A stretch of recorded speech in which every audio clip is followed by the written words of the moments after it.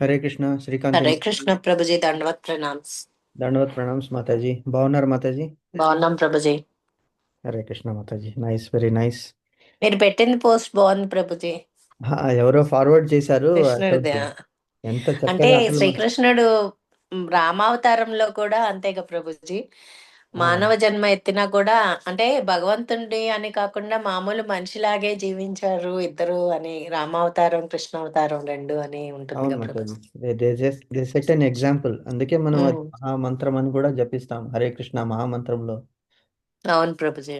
Yeah, ఇది అంటే ఎలాగా శ్రీకృష్ణుడు యాక్చువల్గా లోకానికి ఎలాగా నడుచుకోవాలని తనే స్వంతంగా ఉదాహరణగా తీసుకోవాలని చెప్పి చూపిస్తాడనమాట. ఎలాగా 16,108 మంది సతీమణులు ఉన్నప్పటికీ కూడా తన కర్తవ్యాలని ఏ మాత్రము కూడా అతను తప్పలేదు. నారద మహర్షి అతన్ని పరీక్షించడానికి వస్తాడు. పరీక్షించడానికంటే మన లోకానికి తెలియజేయడానికి అంతే. కానీ వాళ్ళకంతా సర్వజ్ఞులు వాళ్ళు. సో ఒక దగ్గర పొద్దున్నేమో సంధ్య వారుస్తూ ఉంటాడు, ఒక దగ్గర పూజ చేస్తూ ఉంటాడు, ఒక దగ్గర పిల్లవాళ్ళకి అంటే శ్రీకృష్ణుని పుత్రులకి స్నానాలు చేయిస్తూ ఉంటాడు, తర్వాత ఒక సతీమణి దగ్గర సరస సల్లాపాలు ఆడుతూ ఉంటాడు, ఒక దగ్గర రాజ్యసభలో సభ తీర్చి ఉంటాడు. ఇవన్నీ ఎలాగ చేరుస్తున్నావా కృష్ణ, ఎందుకు చేయాలంటే నేను లోకానికి ఉదాహరణ చూపించాలంటే నేను ఫస్ట్ ఆచరించి చూపిస్తేనే మిగతా వాళ్ళు ఫాలో అవుతారనేటువంటి సందేశాన్ని భగవంతుడు మనకి ఇస్తాడనమాట. సో ఆ నామాన్ని, రూపాన్ని, గుణాలని మనం తలుచుకుంటూ ఉంటే అసలు అదే మనం అంటే ధ్యానం చేస్తాం కదా. సో ఏ రూపంలో మనం ధ్యానిస్తామో భగవంతుడు ఆ రూపంలో ఆ విధంగానే మనకు అనుగ్రహిస్తాడని ఇంతకుముందు మనం చెప్పుకున్నాం కదా. సో అందుకే అవును ప్రభుజీ, అప్పుడప్పుడు ఇవి అవును. మనం షేర్ చేసి ఇలాంటి వీడియోలు చూస్తుంటే మనం ప్రత్యక్షంగా ఈ చర్మచక్షువులతో భగవంతుని చూడలేము. కనీసం అట్లీస్ట్ ఈ వీడియోలో ఇప్పుడు ఏఐ వచ్చేసింది కదా. ఏఐ వచ్చేసింది, అవును మనం ప్రభుజీ, చాలా ఊహలు. వస్తున్నాయి ఇవి. ఆ, సో ఇలాగ ఉండొచ్చు, ఇలాగ ఉంటాడేమో భగవంతుడు, ఇలాగే ఉన్నాడు అనేటువంటి అట్లీస్ట్ మనం ఊహించుకోవచ్చు. మనం అందరూ కూడా ఆ కాలంలో ఉన్నాము కాబట్టే మనకి శ్రీకృష్ణునితో ఇంతటి అనుబంధం ఏర్పడింది. ఏ చెట్టుగానో, ఏ పుట్టగానో, ఏ క్రిమిగానో, ఏ కీటకంగానో, అట్లీస్ట్ గడ్డిపోచలాగానో, అట్లీస్ట్ బృందావనంలో గోకులంలో మనం తప్పకుండా ఉండే ఉంటాము ఆ కాలంలో. కాబట్టే మనకి శ్రీకృష్ణునితో సన్నిహిత్యం ఏర్పడింది. శ్రీకృష్ణుని నామంలో, రూపంలో మనకి ఆసక్తి అనేటువంటిది ఏర్పడింది అనమాట. హరే కృష్ణ ప్రభా మాతాజీ. దండవత్ ప్రణామ్స్. హరే హరే కృష్ణ ప్రభుజీ, ధన్వత్ ప్రణామ్స్ ప్రభుజీ. బాగున్నారా బాగున్నారా మాతాజీ? ప్రభుజీ? బాగున్నాం మాతాజీ, కృష్ణుడి దయ వల్ల అంతా బాగున్నాము. మీరంతా ఎలా ఉన్నారు? బాగున్నాం ప్రభుజీ. లిటిల్ కృష్ణ ఎలా ఉన్నాడు? లిటిల్ కృష్ణ బాగున్నాడు మాతాజీ, కొద్దిగా తగ్గింది. వాడి జలుబు నాకు అంటించేశాడు వాడు. అవునా? ఉమ్, అంటే అందరూ వాళ్ళు ఆఫీస్ వర్క్ వెళ్తారు, తనేమో వంటలో బిజీ ఉంటుంది కదా. So morning to evening it is my privilege, my pleasure to take care of my grand son చిన్ని కృష్ణుడు. అదొక హ్యాపీనెస్ ప్రభుజీ అసలు. అవును మాతాజీ, అవునవును. యా, ఈ క్లాస్ టైంలో మా ఆవిడ చూసుకుంటుంటుంది. ఒక్క నిమిషం Mataji, 1 second.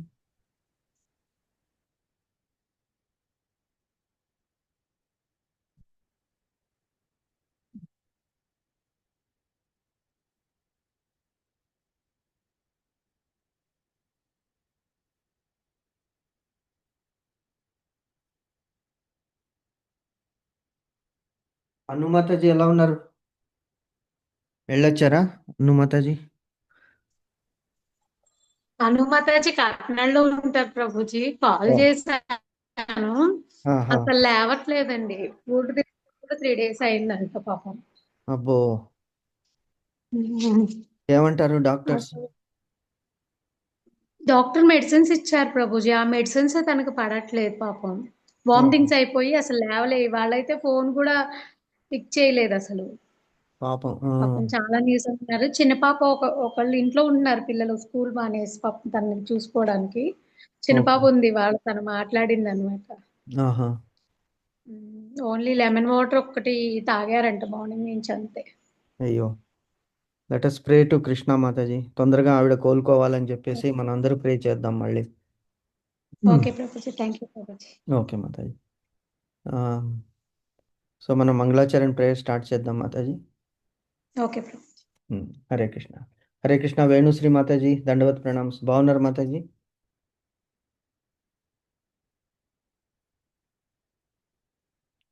Okay, మంగళాచరణ prayer start చేద్దాం.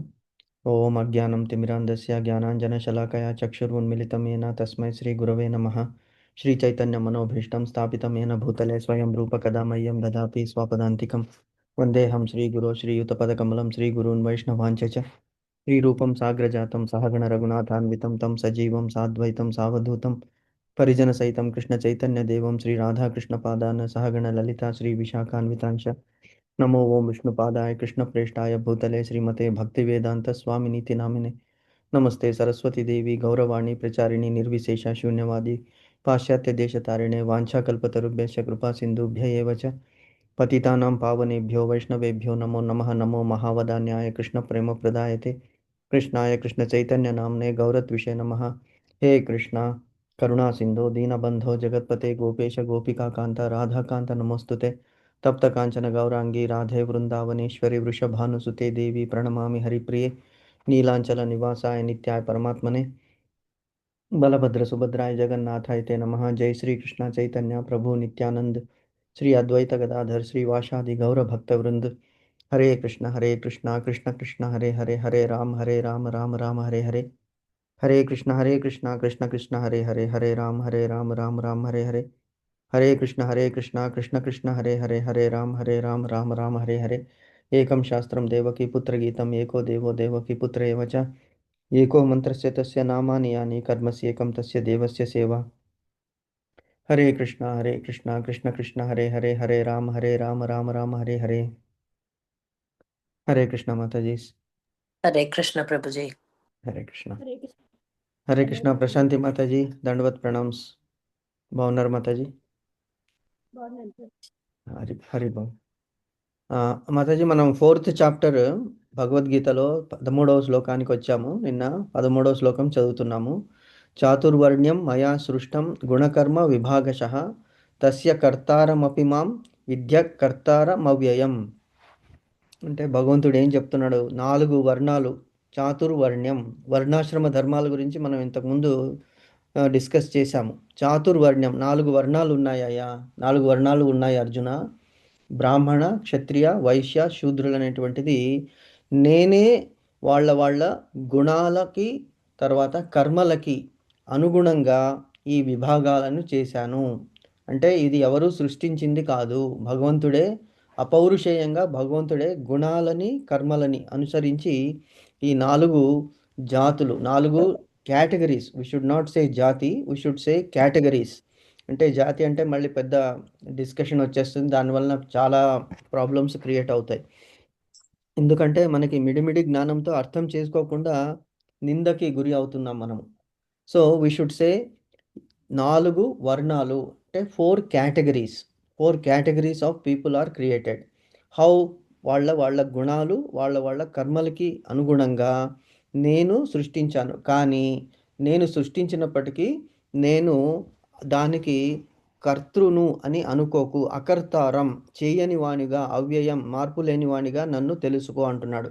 అంటే వాళ్ళ వాళ్ళ గుణాలు వాళ్ళ వాళ్ళ కర్మలకి అనుసారంగా నేను ఈ 4 విభజనలు చేశాను మనుషులని అని భగవంతుడు అంటున్నాడు. సో ఎలాగా? ఇక్కడ మనం నిన్న భాష్యం చదివాం, అదే తాత్పర్యం చదివాము. భౌతిక ప్రకృతి త్రిగుణములు. What are the 3 gunas? భౌతిక జగత్తులో 3 గుణాలు ఏమిటి? సత్వ రజస్ తమో గుణాలు ప్రభుజీ. వెరీ గుడ్, ఎక్సలెంట్ మాతాజీ. సో సత్వగుణము, రజోగుణము, తమో గుణము. సత్వగుణం అంటే సాత్విక గుణము, రజోగుణం అంటే డిజైర్స్ ఉన్నది, తమో గుణం అంటే లేజినెస్. తమో గుణము అంధకారం, ఏమీ పని చేయడానికి ఇష్టం లేకుండా సోమరితనంగా. అంటే దానికి చాలా ఇచ్చాడు. శ్రీమద్ భాగవతంలో అయితే ఒక్కొక్క గుణానికి ఒక్కొక్క వర్ణన చాలా బాగా చేశారు. ఊర్ధ్వం గచ్చంతి సత్వాహ, మధ్యం గచ్చంతి రజసాహ, అధోగర్తంచి తామసాహ అంటాడు. అంటే ఎవరైతే సత్వగుణం ఉంటారో వాళ్ళు ఆ సత్వగుణాన్ని ఇంకా పెంపొందించుకుంటూ పోతే ఊర్ధ్వలోకాలకి వెళతారు. రజోగుణం వల్ల ఏం చేస్తారు? మర్త్యలోకం అంటే భూలోకంలో జన్మిస్తారు. ఎందుకు? వాళ్ళ కోరికలు తీర్చుకోవడానికి. తమో గుణం ఉన్నటువంటి వాళ్ళు అధోగతి అంటే పాతాళ లోకానికి వెళ్ళిపోతారు అని భగవంతుడు చెప్తున్నాడు. శ్రీమద్ భాగవతంలో చెప్పాడు అన్నాడు, ఊర్ధ్వం గచ్చంతి సత్వస్థ. తర్వాత ఓకే. సో భౌతిక ప్రకృతికి మీరు అన్నట్టు కరెక్ట్గా 3 గుణాలు ఏమిటి? సత్వగుణము, రజోగుణము, తమో గుణము. ముందు ముందు శ్రీకృష్ణుడిని అర్జునుడు అడుగుతాడు, ఎలాగ గుర్తించాలి? సత్వగుణం ఉన్న వాళ్ళని ఎలా గుర్తించాలి? రజోగుణం వాళ్ళని ఏమిటి వాళ్ళ క్వాలిటీస్ ఏమిటి? అలాగే తమో గుణం ఉన్న క్వాలిటీస్ ఏమిటని భగవంతుడు చాలా చక్కగా ఇందులో భగవద్గీతలో కూడా వివరిస్తాడనమాట. సో మనకు అది వచ్చినప్పుడు మనం విల్ డిస్కస్ దాట్. సో భౌతిక ప్రకృతి త్రిగుణములు మరియు తత్ సంబంధిత, తత్ అంటే ఆ గుణాలకి సంబంధించినటువంటి కర్మలు. సత్వగుణం ఉన్నటువంటి వాళ్ళు ఏం చేస్తారు? చాలా సాఫ్ట్గా ఉంటారు. వాళ్ళ పలుకుబడి కానీ, వాళ్ళ మాట్లాడే విధానం కానీ, వాళ్ళ నడవడిక కానీ మనం చూస్తుంటాము. సో అంటే ఏది వాళ్ళు ఇతరులని నొప్పించక తాను నవ్వక అంటాడు. ఇతరులని నొప్పించక తాను నవ్వక పని చేసుకునేవాడే గొప్పవాడు సుమతి అని సుమతి శతకంలో కూడా మనం చదివాము. వేరే వాళ్ళని నొప్పించడు. వేరే వాళ్ళు తనని నొప్పించినా కూడా క్షమాగుణం ఎక్కువ ఉంటుంది. క్షమించేస్తాడనమాట. పోనీలే అని వదిలేస్తాడనమాట. వాళ్ళ కర్మలు వాళ్ళకే బాధ్యులు. మనం వాళ్ళని నిందించడం కానీ, వాళ్ళని తప్పు పట్టడం కానీ చేయము. సో సాత్విక గుణము ఈ కేటగిరీస్. మోస్ట్లీ ఇది ఎవరిలో ఉంటుంది అంటే బ్రాహ్మణులలో ఉంటుంది. బ్రాహ్మణ అంటే ఈవెన్ ఎందుకు ఇది బ్రాహ్మణ కులం అని ఎందుకు చెప్పారంటే ముందు నుంచి వాళ్ళు వేదాల్లో చెప్పినటువంటి సూత్రాలు అవి అనుసరిస్తున్నారు. అంటే బ్రాహ్మణ జాతి పుట్టుకతో కాదు. We should please remember. ఇప్పుడు మనలో ఇంతమంది మనలో మనందరూ కూడా ఎందుకు భగవంతుని గురించి ధ్యానిస్తున్నామంటే సాత్విక గుణం ఎక్కువ ఉన్నది. సో మనము బ్రాహ్మణులో అంటే ఈ category wise by birth maybe బ్రాహ్మణ జన్మ ఉండొచ్చు, ఆర్ వైశ్య జన్మ ఉండొచ్చు, ఆర్ క్షత్రియ శూద్ర జన్మ ఉండొచ్చు. అంటే కులాలలో పుట్టి ఉండొచ్చు. కానీ ఆ కర్మ ఏం చేస్తున్నాము అంటే భగవంతుణ్ణి ధ్యానిస్తున్నాం. కాబట్టి మనమందరూ కూడా వైష్ణవులము. మనమందరూ కూడా ఈ సాత్విక గుణం వచ్చినందువలన ఈ బ్రాహ్మణ కేటగిరీలోకి వచ్చేస్తున్నాం అన్నమాట. అంటే క్షమాగుణం ఎక్కువ ఉన్నది. సంకీర్తన చేయడము, భగవంతుని ధ్యానించడము. అదే పురోహితులు, అందుకే వీళ్ళని పురోహితులు అంటారనమాట. అంటే పురానికి హితము కలిగించేటువంటి వాళ్ళు, నలుగురికి మంచి చేయాలి, నలుగురికి సహాయం చేయాలి అనేటువంటి గుణం ఎక్కువ ఉన్నదన్నమాట. సో అదే ఇక్కడ భగవంతుడు చెప్తున్నాడు, మానవ సమాజములో వీళ్ళ ప్రకృతి గుణములు మరియు దాని కర్మలు, ఆ గుణం వల్ల కర్మలు ఏం చేస్తాడు అంటే కర్మలు ఇప్పుడు మనం డిస్కస్ చేసాం కదా, అటువంటి కర్మలు చేస్తాము. రజోగుణం ఎక్కువ ఉన్నది. రజోగుణం ఎక్కువ ఉంటే ఏం చేస్తాము? డిజైర్స్ వలన. తర్వాత దే ఆర్ మోస్ట్లీ క్షత్రియులు రజోగుణం ఎక్కువ ఉంటుంది అన్నమాట. క్షాత్రధర్మం, క్షాత్రం అంటే బలము, భుజము, క్షాత్రం అంటే భుజబలము. So I can do anything, I can defend anything. So వాళ్ళకి ఆ గుణం ఎక్కువ ఉంటుంది. సో ఆ గుణం ఉన్న వాళ్ళని క్షత్రియులు అంటారు. తామస గుణము కొంత, అంటే ఇక్కడ మళ్ళీ 4 కేటగిరీస్లో ఏంటంటే శుద్ధ సత్వ గుణం ఉన్న వాళ్ళని బ్రాహ్మణ కేటగిరీస్లో కన్సిడర్ చేస్తారు. రజోగుణము తర్వాత కొద్దిగా సత్వగుణము ఉన్న వాళ్ళని ఈ క్షత్రియ గుణాల్లోకి విభజిస్తాడనమాట భగవంతుడు. అలాగే కొద్దిగా రజోగుణము ఎక్కువ, తామస గుణము కొద్దిగా తక్కువ ఉన్న వాళ్ళని వైశ్యుల కేటగిరీలో మనము విభజిస్తారనమాట. ఎక్కువ తమో గుణం ఉన్నటువంటి వాళ్ళని 4th కేటగిరీ, అదే శూద్రుల కేటగిరీలో వాళ్ళని కేటగరైజ్ చేస్తున్నాను అని భగవంతుడు అంటాడు. సో ముందు మనం చూస్తాం ఇది ఎలాగా ఏమిటి అనేటువంటిది. సో ఈ విధానమునకు నేనే సృష్టికర్తను అయినను అవ్యయుడను అగుటచే అకర్తగానే నన్ను నీవు ఎరుగుము. అంటే ఏంటి దీనికి మీనింగ్ ఏమిటి? ఈ విధానమునకు నేనే సృష్టికర్త అంటే ఈ categorisation of people into 4 categories అంటే బ్రాహ్మణ, క్షత్రియ, వైశ్య, శూద్రులు అనేటువంటి కేటగిరీస్ని నేను వాళ్ళ గుణము తర్వాత కర్మలకు అనుసారంగా నేనే విభజించాను. అయినప్పటికీ కూడా నేను అవ్యయుడను అంటే అంటే దెర్ ఇస్ నో నాశనము లేదు. అండ్ నాకు అకర్త అంటే నేను ఆ కర్మ చేసినప్పటికీ కూడా ఆ కర్మ యొక్క ఫలితం నాకు అంటదు. అంటే ఇప్పుడు మనం ఏదైనా కర్మ చేశామనుకోండి, ఆ కర్మ యొక్క ఫలితం మనకు అంటుతుంది. భగవంతుడే మరి ఈ కర్మ చేశాడు కదా, అంటే ఈ కర్మ యొక్క ఫలితము నాకు అంటది, ఎందుకంటే నేను కర్మాలకి అతీతుడను. సో నేను ఏదైనా కర్తుం అకర్తుం అన్యథా కర్తుం, నేను ఏమి చేసినప్పటికీ కూడా ఆ కర్మ యొక్క ఫలితాలు నాకు అంటదు అని తెలుసుకో అని అర్జునునికి చెప్తున్నాడు అనమాట. సో ఇక్కడ మనం ఇప్పుడు భాష్యం చదువుతాం మాతాజీ. సో ఈ భాష్యంలో మనం ఇంకా వివరణంగా భగవంతుడు చెప్తున్నాడు అనమాట ఏమిటి అనేటువంటిది. ఓకే, ప్రభా మాతాజీ చదువుతారా? చదువుతాను ప్రభు. మాత. భగవానుడే సమస్తానికి సృష్టికర్త. సమస్తము అతని నుండే ఉద్భవిస్తుంది. సమస్తము అతని చేతనే పోషింపబడుతుంది.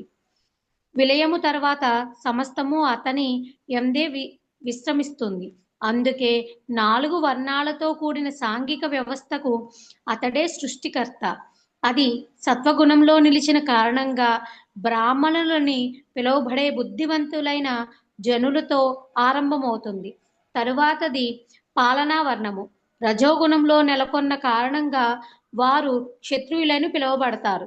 వైష్ణవులని పిలువబడే వ్యాపార వర్గ జనులు మిశ్రమ రజ సప్త తమో గుణాలతో నెలకొని ఉంటారు. శూద్రులు అంటే శ్రామిక వర్గము, తమో గుణంలో నెలకొని ఉంటారు.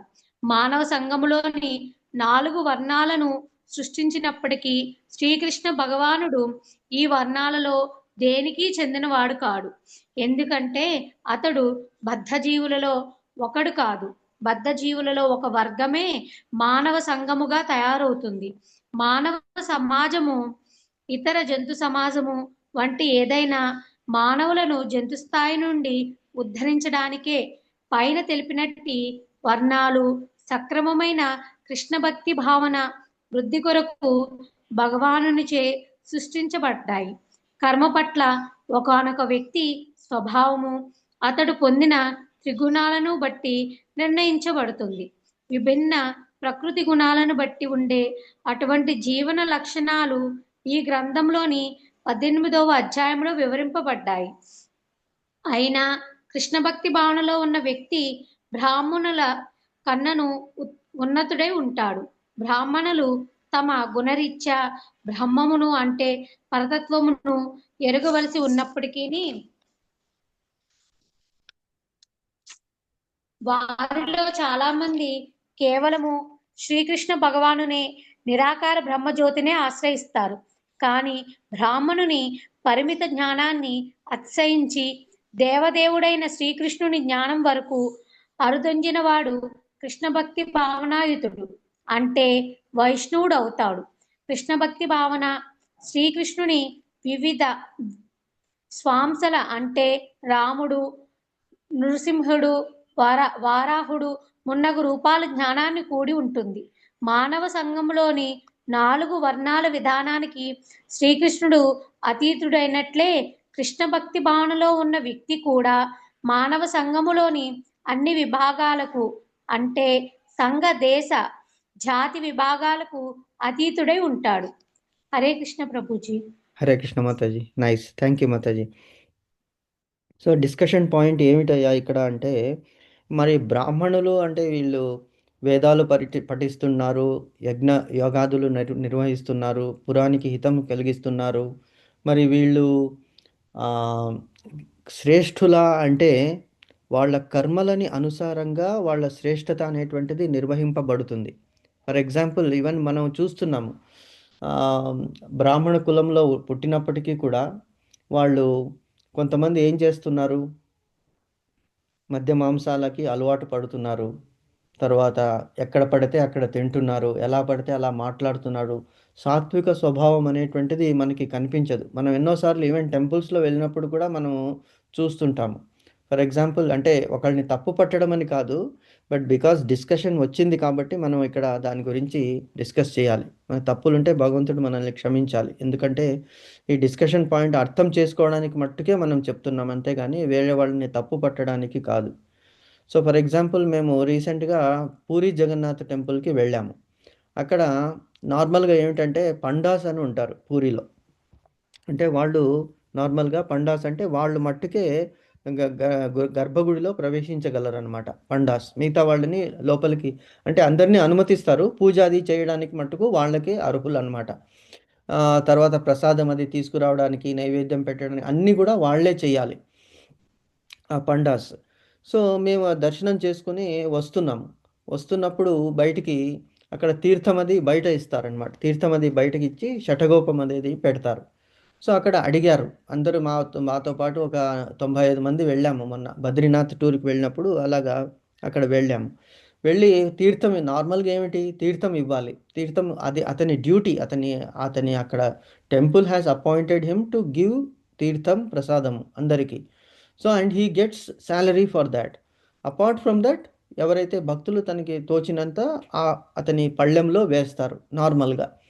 ఇది ఒక్కొక్కళ్ళకి ఒక్కొక్క విధానంగా ఉంటుంది. కొంతమంది 100 రూపాయలు వేయొచ్చు, కొంతమంది 10 రూపాయలు వేయొచ్చు, కొంతమంది అసలు ఏమీ వేయకపోవచ్చు, కేవలం తీర్థం తీసుకుని వెళ్ళపోవచ్చు. అలా అంటే మానవుల్లో డిఫరెంట్ కేటగిరీస్, వాళ్ళ వాళ్ళ శక్తి అనుసారం బట్టి వాళ్ళ ధియోయోన ప్రచోదయాత్, భగవంతుడు బుద్ధి ఇచ్చిన విధంగానే నడుచుకుంటారనమాట మానవులు. సో కొంతమంది వేశారు, వాళ్ళకి తీర్థం ఇచ్చాడు. కొంతమంది కేవలం చెయ్యి చాచి తీర్థం అడిగితే డబ్బు వేయమని అడిగాడనమాట. డబ్బు వేయమని అడిగినప్పుడు తీర్థం ఇవ్వండి, తర్వాత డబ్బులు ఇచ్చారు కదా మా గ్రూప్ వాళ్ళే అందరు ఇచ్చారని వాళ్ళు చెప్తే అతను ఇవ్వలేదు. ఇవ్వకపోగా తిట్టి వాళ్ళని పంపించేశాడు, డబ్బు ఉంటేనే నీకు తీర్థం లేకుంటే లేదని. సో మరి ఇది ఎలాగ కేటగరైజ్ చేయాలి? టెంపుల్లో ఎక్కడ? పూరి జగన్నాథ టెంపుల్లో అంటే సాక్షాత్తు జగన్నాథుడే అక్కడ వెలిశాడు. మరి ఎందుకు ఇలాగా వ్యవహరిస్తున్నారు అంటే అది వాళ్ళ యొక్క ఏమిటి కర్మ, తర్వాత వాళ్ళ గుణము. ఏ గుణం ఉన్నది? అతని బ్రాహ్మణ జాతిలో బ్రాహ్మణ కులంలో పుట్టినప్పటికీ కూడా కర్మ ఎటువంటిది? అతని కర్మ తమో గుణముతో చెందినది. రజోగుణము తమో గుణం మిశ్రితం అన్నమాట. అంటే అక్కడ వ్యాపారం చేస్తున్నాడు అతను. సో ఎక్కువ రజోగుణం అంటే కోరిక ఉన్నది, తమో గుణము కూడా ఉన్నది. తమో గుణం అంటే ఇలాగా నిందించడం కానీ, లేజీగా ఉండడం కానీ, ఆశించడం కానీ. సో ఆ గుణం వల్ల ఏమవుతుంది? అతని మీద ప్రజలకి ఎటువంటి అభిప్రాయం కలుగుతుంది? అది అతని మీదే కాకుండా టెంపుల్ అడ్మినిస్ట్రేషన్ మీద కూడా కలుగుతుంది. ఇంతటి దూరంగా మనం వచ్చాము, కేవలం దర్శనం చేసుకోవడం కూడా అక్కడ కష్టమే. ఇప్పుడు మనం చూస్తున్నాం చాలా టెంపుల్స్లో రెగ్యులేషన్ అనేటువంటిది ఉండదు. ఒకటి పాపులేషన్ అన్కంట్రోలబుల్ అయిపోయింది. తర్వాత వచ్చిన వాళ్ళే వచ్చి మళ్ళీ మళ్ళీ మళ్ళీ మళ్ళీ అందుకే తిరుపతిలో కూడా ఇప్పుడు పెట్టారు ఒక సిస్టము. ఒక నెలలో ఒకసారే మీకు దర్శనం అనేటువంటిది ఆన్లైన్లో దొరుకుతుంది. లేకపోతే మీ should come in general queue or ఎక్కువ డబ్బు పెట్టి మీరు రావచ్చు. సో ఇలాగా ఎందుకంటే it is beyond people's control. అక్కడ ఏమవుతుంది, న్యాచురల్గా తొయ్యడము కానీ నిందించడం కానీ జరుగుతుంది. ఎందుకంటే మిగతా వాళ్ళకు కూడా మనం అక్కడే నిలబడిపోతాము. తిరుపతిలో వెళ్ళిన తర్వాత మనకి బయటికి వెళ్ళాలని మనసు రాదు. Maybe half a minute or 30 seconds 20 seconds even 2 seconds కూడా మనల్ని దేవుడి ముందు నిలబడకుండా, ఎందుకంటే మనం ఒక్కొక్కసారి రోజంతా కూడా వేచి ఉంటాం. సో అప్పుడు ఏమనిపిస్తుంది మనకి అంటే మరి వాళ్ళ కర్తవ్యం వాళ్ళు నిర్వహిస్తున్నారు. Duty wise they are supposed to send people off. So ఇలాంటివన్నీ మనం చూసినప్పుడు ఏమవుతుందంటే అరే ఎందుకు ఇలాగా, భగవంతుని గురించి అందరూ వస్తున్నాం కదా, భగవంతుని దగ్గర కూడా ఇలాగా ఎందుకు వీళ్ళు విచక్షణ, విఐపి బ్రేక్ దర్శన్ అంటారు, గంటలుగా తరబడి ఆపేస్తారు క్యూల్లో, కంపార్ట్మెంట్లో పీపుల్ మగ్గుతూ ఉంటారు. సో అంటే we should not discuss all this, but why we are discussing all this is to just make the point very clear that కేవలము ఒక జాతిలో జన్మించినంత మాత్రాన అతడు గ్రేట్ పర్సన్ కాలేడు. కింద జాతిలో జన్మించినంత మాత్రాన అలాగే కనకదాసుల వారు అస్పృశ్యులు అనమాట. అంటే కనకదాసుడు ఉడిపిలో మనం చూసాం, ఇంతకుముందు కూడా మనం డిస్కస్ చేసాము. ఆయన కనకదాసు అనేటువంటి వాడు శూద్ర కులంలో జన్మించినప్పటికీ కూడా కృష్ణునికి అపారమైనటువంటి భక్తి కలిగినటువంటి వాడు అతను, కృష్ణుడు కనకదాసుడు. సో ఆయన్ని టెంపుల్లో దర్శనానికి అనుమతించలేదు మన వాళ్ళే, మన ఈ ఉన్నత కులంలో ఉన్నటువంటి వాళ్ళు. మరి వాళ్ళు ఏ విధంగా వ్యవహరించారు? దేవుడికి అందరూ బిడ్డలే కదా, అందరూ సమానులే కదా, ఎందుకు ఇలా చేశారు అంటే అప్పుడు శ్రీకృష్ణుడు ఏం చేశాడు? ద్వారానికి ఎదురుగా మూర్తిని వాళ్ళు స్థాపించినప్పటికీ కూడా భగవంతుడు ఆపోజిట్ తిరిగేశాడు, ద్వారానికి అగెయిన్స్ట్గా. ఎందుకు? బయట నుంచి చూస్తున్నాడు నా భక్తుడు, అదే దాన్ని కనకన కిండి అంటారు. కిండి అంటే కిటికీ. కనుక అంటే అక్కడ 9 పార్ట్స్ ఉన్నాయన్నమాట. 9 డివిజన్స్ ఉన్నాయి ఒక విండోలో. ఆ విండోలో నుంచి అక్కడిని చూసేవాడు కాబట్టి, నా భక్తుడు ఇక్కడి నుంచి చూస్తున్నాడు కాబట్టి నేను అతని వైపు తిరిగేస్తానని భగవంతుడే తిరిగాడు. సో మనము we should not discriminate people on the basis of their birth. ఏ కులంలో జన్మించాడనేటువంటి విషయాన్ని మనము డిస్కస్ చేయకుండా అతడి గుణం ఎటువంటిది, అతని కర్మ ఎటువంటిది అనేటువంటిది మనం ఇప్పుడు కూడా చూస్తున్నాం. చాలామంది బ్రాహ్మణ కులంలో పెడితే వాళ్ళు గ్రేట్ అనుకుంటారు. There is nothing great in being Born as a Brahmin, but there is great in doing the కర్మ ఆఫ్ ఎ బ్రాహ్మణ్. బ్రాహ్మణ్ కర్మ ఏమిటి? శుద్ధ సత్వ గుణములో, క్షమాగుణములో అందరినీ క్షమించుతూ భగవంతుని వైపు ధ్యానము చేస్తూ భగవంతుని చింతనలో గడిపేటువంటి వాడే నిజమైనటువంటి బ్రాహ్మణుడు. అంటే శుద్ధ సత్వ గుణం వైపు ఉండేటువంటి వాడు. అదే ఇక్కడ చెప్తున్నాడు. చాతుర్వర్ణ్యాల్ని నేను సృష్టించినప్పటికీ కూడా, అంటే వాళ్ళ కేటగిరీస్ ఏముంది ఇక్కడ? సమస్తమును సృష్టించేవాడు శ్రీకృష్ణ భగవానుడే. సమస్తము అతని నుండియే ఆవిర్భవించును. ఎందుకంటే he is the source, he is the create. అనాదిరాదిర్ గోవింద. ఎలా అంటే సర్వాంత హృదయేశ అర్జున తిష్టతి అంటాడు భగవంతుడు. అందరి హృదయాల్లో నేను ఉన్నానయ్యా అర్జున. అండ్ నేను అహం బీజ పద అంటాడు. అంటే అందరిలోకి సీడ్ అంటే ఏమిటి? విత్తనము నేనే. విత్తనము నుంచే మొలకెత్తుతుంది. ఆ మొక్క ఏమవుతుంది? చెట్టు అవుతుంది. చెట్టు నుంచి పళ్ళు, కొమ్మలు, రెమ్మలు, తర్వాత ఆకులు, కాయలు, పళ్ళు, పూలు, పళ్ళు అన్నీ కూడా అందులో నుంచే వస్తాయి. కాబట్టి శ్రీకృష్ణుడు మూలము, అతని చేతనే పోషింపబడుతున్నారు అందరూ. సో ప్రళయం తర్వాత ఏమవుతుంది? ఒక ప్రళయం తర్వాత సమస్తము అతనిలోనే విశ్రమించును. అన్నీ కూడా అతని ఉదరంలో తీసేసుకుంటాడు భగవంతుడు. అగైన్ సృష్టిస్తాడు. ఆ ఉదరం నుంచి బ్రహ్మని సృష్టించి, బ్రహ్మ నుంచి మిగతా అంతా సృష్టిని భగవంతుడు సృష్టి చేయిస్తాడనమాట బ్రహ్మతో. సో ఈ సత్వగుణములో నెలకొని బ్రాహ్మణులుగా పిలవోడు మేధావి వర్గములో ఆరంభమయ్యే 4 వర్ణాలతో కూడిన సాంఘిక వ్యవస్థకు, అంటే చాతుర్వర్ణములు, అతడే సృష్టికర్త. So there is no dispute. ఎవరు క్రియేట్ చేశారు, ఎందుకు క్రియేట్ చేశారు అనేటువంటి డిస్కషన్ ఇప్పుడు మనకి బియాండ్ క్వశ్చన్ అనమాట. భగవంతుడే క్రియేట్ చేశాడు. ఎలా క్రియేట్ చేశాడు? వాళ్ళ గుణాలు, వాళ్ళ కర్మలని బట్టి. ఎలాగుంటారయ్యా? 18th చాప్టర్లో ఇంకా క్లియర్గా చెప్పాడు భగవంతుడు. అర్జున్ ఇంకా మళ్ళీ క్వశ్చన్ చేస్తున్నాడు అనమాట. సో బ్రాహ్మణుల తర్వాత రజోగుణము నెలకొనుట చేత క్షత్రియులు అనబడు వారితో కూడిన పాలక వర్గము వచ్చును. అంటే వీళ్ళందరూ కూడా వీళ్ళ డిఎన్ఏస్ అనమాట. డిఎన్ఏ అంటే మనకి ఇప్పుడు అంత సైన్స్ కూడా వచ్చేసింది కదా. కేటగిరీస్ ఇప్పుడు మనకి గోత్రాలు చెప్తారు. గుడికి వెళ్ళినప్పుడు మీ గోత్రం ఏమిటి? విశ్వామిత్ర గోత్రము, ఆత్రేయ గోత్రము, తర్వాత మరీచి గోత్రము, ఇలాగా మనం కాశ్యప గోత్రం చెప్తుంటాం. అంటే వాళ్ళ ఆ కేటగిరీస్ నుంచి మనము కిందికి వచ్చామన్నమాట అక్కడి నుంచి. సో అలాగే డిఫరెంట్ కేటగిరీస్ అంటే వాళ్ళలో ఉన్నటువంటి డిఎన్ఏస్, అంటే వాళ్ళలో ఉన్నటువంటి గుణాలు కొద్దిగా అక్కడ కొన్ని కోట్ల కణాలు ఉండొచ్చు వాళ్ళ దగ్గర. మన దగ్గరికి వచ్చేటప్పటికి ఆ కోట్ల కణాలలో మేబీ 1% ఆర్ ఈవెన్ 0.01% మనలో ఉంటాయన్నమాట. కాబట్టి ఆ విధంగా మనం నడుచుకుంటామన్నమాట. సో బ్రాహ్మణుల తర్వాత రజోగుణంలో క్షత్రియులు వచ్చారు. తర్వాత అంటే వాళ్ళు పాలక వర్గము. ఇప్పుడు మనం చూస్తున్నాము పొలిటీషియన్స్లో ఎంతో different people from different categories. I don't want to discuss about that, ఎందుకంటే అదే పెద్ద డిస్కషన్ పాయింట్ అయిపోతుంది. సో అనర్హులైనటువంటి వాళ్ళు కూడా అందలం ఎక్కారు. కాబట్టి దేశం ఎలాగ వెళ్తున్నది మనం చూస్తున్నాం. ఇప్పుడు కర్ణాటకలో ఏమైంది? టెంపుల్స్ మనం అంతకుముందు కూడా డిస్కస్ చేసాం. ఇది స్కూళ్ళలో బొట్టు పెట్టుకుని రాకూడదు, జడలు వేసుకోకూడదు, అందరూ బొట్టు పెట్టుకోకుండా జడలు వేసుకోకుండా రావాలి స్కూల్కి అనేటువంటి అక్కడ వచ్చేసింది విధానం. ఏమంటే అది మా స్టేటు, మా ఇష్టము, మేము పవర్లో ఉన్నాము.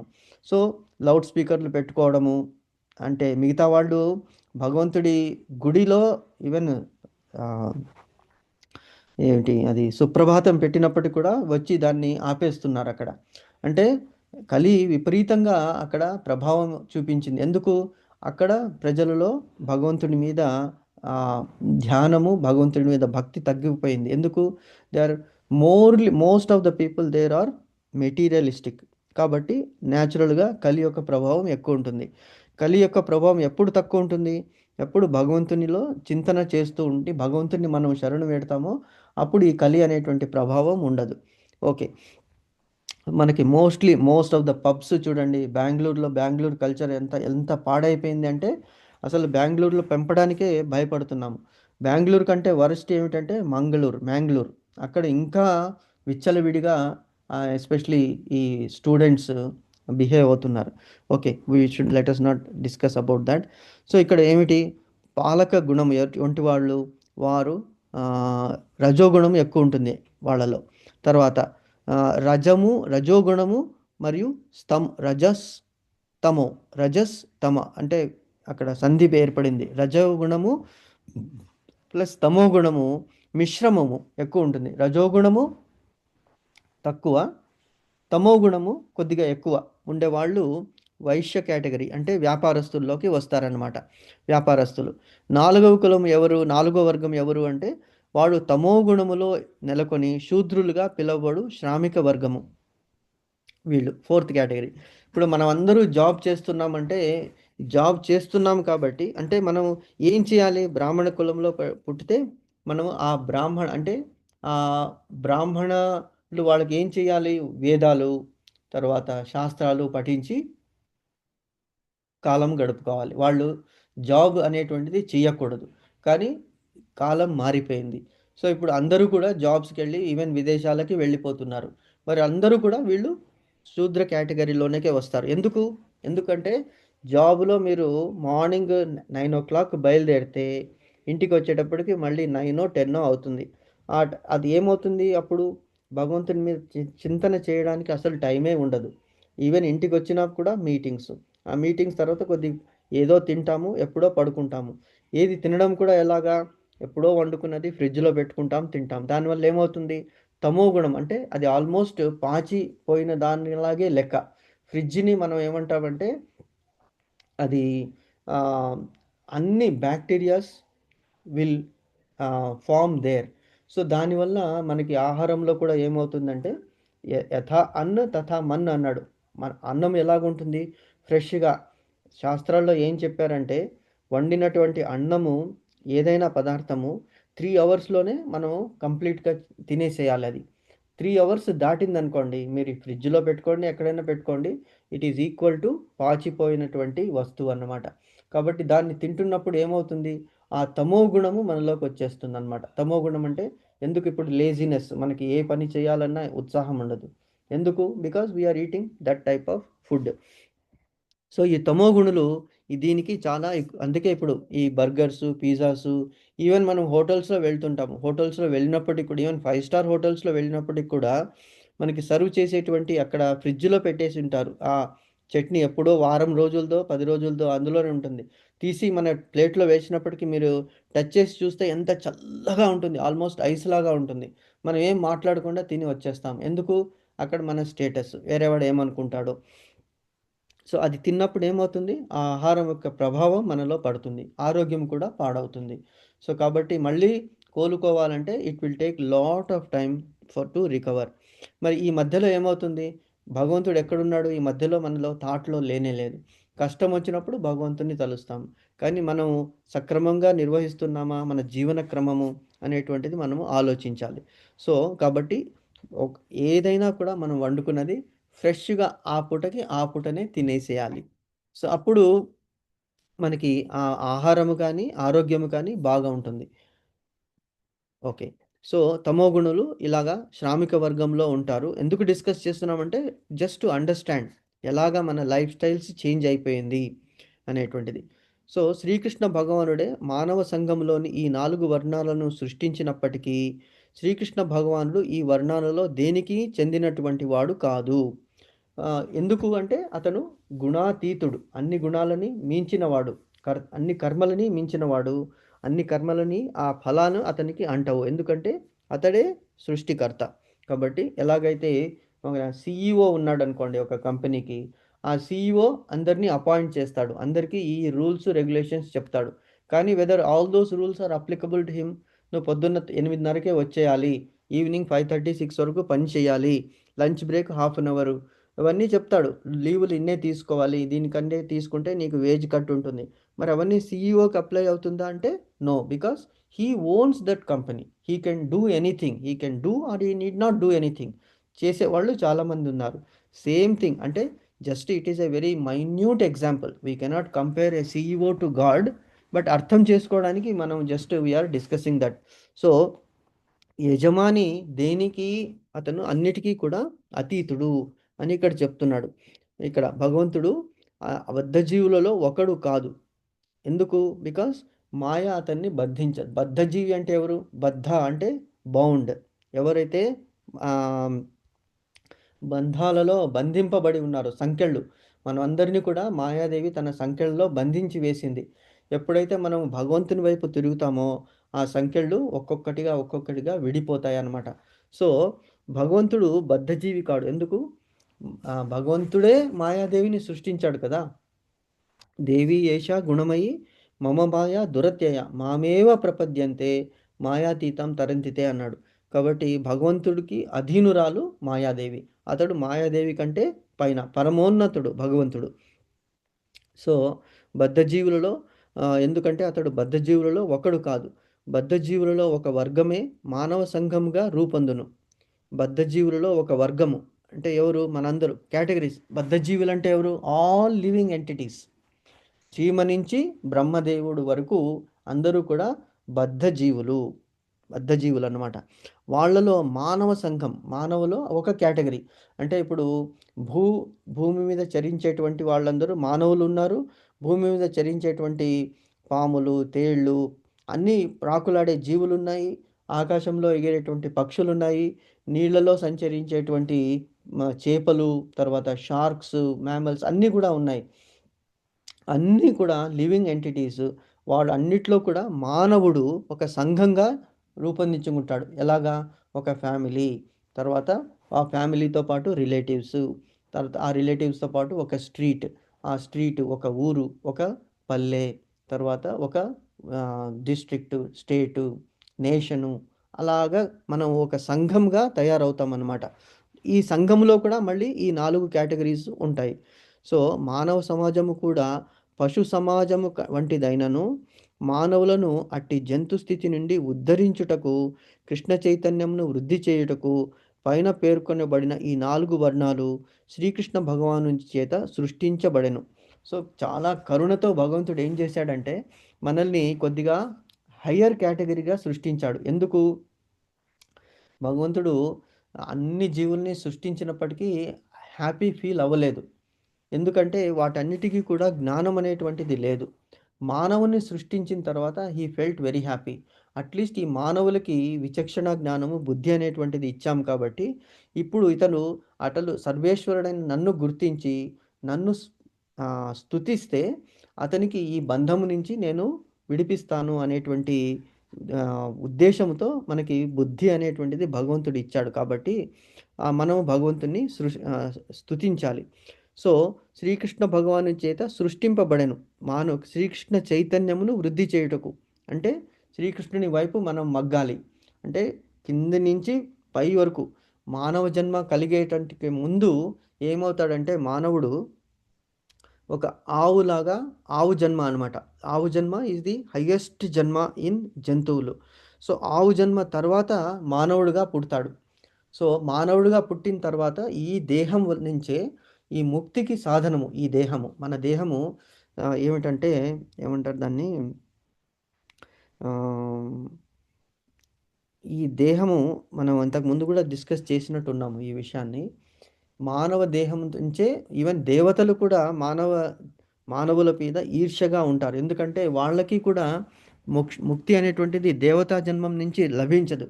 మానవ జన్మ ఎత్తి భగవంతుని స్తుతించినప్పటికే మోక్షం అనేటువంటిది వాళ్ళకి ఇస్తారన్నమాట.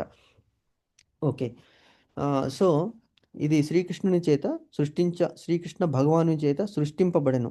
మానవుడు పొందిన త్రిగుణాలను అనుసరించి కర్మ ప్రవృత్తి నిర్ధారించబడును. త్రిగుణాలు ఏ గుణమైతే ఉందో దాని ప్రకారము వాళ్ళ కర్మలు నిర్వహిస్తాడు మానవుడు అని చెప్తున్నాడు భగవంతుడు. భౌతిక స్వభావనకు సంబంధించిన ఈ త్రిగుణాలను అనుసరించి కలిగే జీవిత లక్షణములు